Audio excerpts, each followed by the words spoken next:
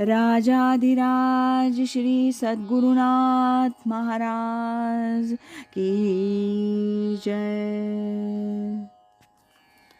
तीर्थस्वरूप परमपूज्य श्री रामराय गोविंद केळकर तथा श्री दासराम महाराज यांच्या वचनांवर आधारित श्री दादांचे अंतरंग सत्शिष्य ना गोखले यांनी लिहिलेल्या नित्य नवा दिस जागृतीचा या ग्रंथातील आज ऐकूया 16 जून या दिवशीचं चिंतन.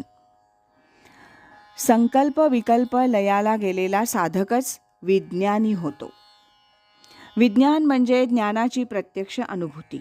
ज्ञान निराळं आणि विज्ञान निराळं. भगवान रामकृष्ण याला एक उदाहरण देत असत. तांदूळ पाणी एकत्र करून चुलीवर शिजवलं की भात तयार होतो, हे ज्ञान झालं.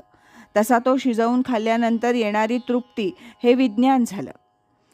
साधना कशी करायची हे सांगता येईल, शिकता येईल, गुरुदेव मार्गदर्शन करतील, परंतु ती स्वतः करून त्यातल्या आनंदाचा अनुभव घेतला म्हणजे ते विज्ञान. नुसत्या ज्ञानाचा उपयोग नाही, विज्ञानी पाहिजे. हे का होत नाही? साधन केल्यावर मला अनुभूती येणार हे नक्की ठरलेलं आहे. गुरुदेवांचं तसं सांगणं आहे म्हणजे ते सत्यच आहे, यात शंका नाही. पण तरीसुद्धा साधन होत नाही. याचं कारण काय? याचं कारण म्हणजे मनाचं संकल्प विकल्पात्मक स्वरूप. मनाची अखंड उलघाल चालू असते. नुसते संकल्प असते तरी चाललं असतं, पण त्यावर पुन्हा तत्क्षणी मन विकल्प निर्माण करतं. ते विकल्प वाईट. ते मनाची शक्ती वाया घालवतात. संकल्पानेही मनाची शक्ती वाया जाते.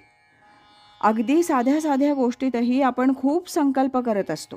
प्रवासाला जायचंय, गाडी वेळेवर येऊ दे, मला प्रवासात काही त्रास न व्हावा, जागा मिळावी, हे सगळे संकल्पच आहेत. आता मनाचा स्वभाव असा आहे की संकल्प झाला की ते लगेच कामाला लागतं, आपल्या ताकदीचा अंदाज न घेता. माझ्या संकल्पाचं सामर्थ्य अत्यंत कमी असल्यामुळे तो पुरा होण्याची शक्यता जवळजवळ नाहीच. त्यामुळे अर्थात त्या संदर्भात विकल्प निर्माण होतो, परंतु तोपर्यंत मनाची शक्ती संकल्पपूर्तीसाठी जागृत होऊन कामाला लागते.